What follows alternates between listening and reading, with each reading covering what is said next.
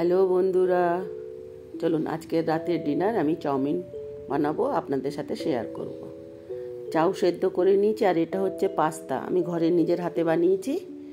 ওটাও সেদ্ধ করে নিয়েছি, গাজরটা ভেজে নিয়েছি, ডিমটা ভাজছি।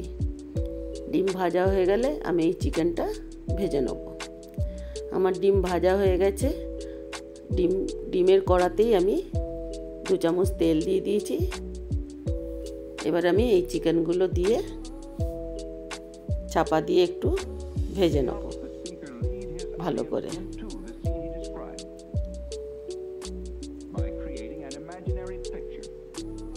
চিকেনটা আমার ভাজা হয়ে গেছে।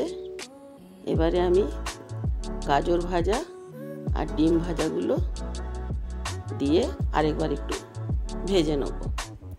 ভাজাও হয়ে যাবে আর সব একসঙ্গে মিক্স হয়ে যাবে। ভাজা হয়ে গেছে, কিছুটা কড়াতে রেখেছি, কিছুটা তুলে রেখেছি, অর্ধেক অর্ধেক করে মেশাবো। এই যে চাউমিন দিয়ে দিচ্ছি, চাউ দিয়ে দিচ্ছি, আর কিছুটা আমি পাস্তা ঘরে যেটা আমি নিজের হাতে বানিয়েছি সেটা দিয়ে আমি ভালো করে মিশিয়ে নেব। চিলি সস, টমেটো সস দিয়ে, নুন দিয়ে আমি ভালো করে মিশিয়ে নেব। সসটা কিভাবে স্কিপ করে গেছে জানি না, যাই হোক, তো আমার চাউমিন রেডি হয়ে গেছে। এই দেখুন, আমি প্লেটে তুলে নিয়েছি।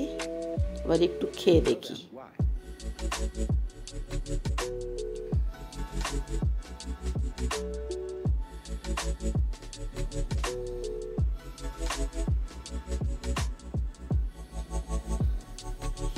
খুব ভালো হয়েছে।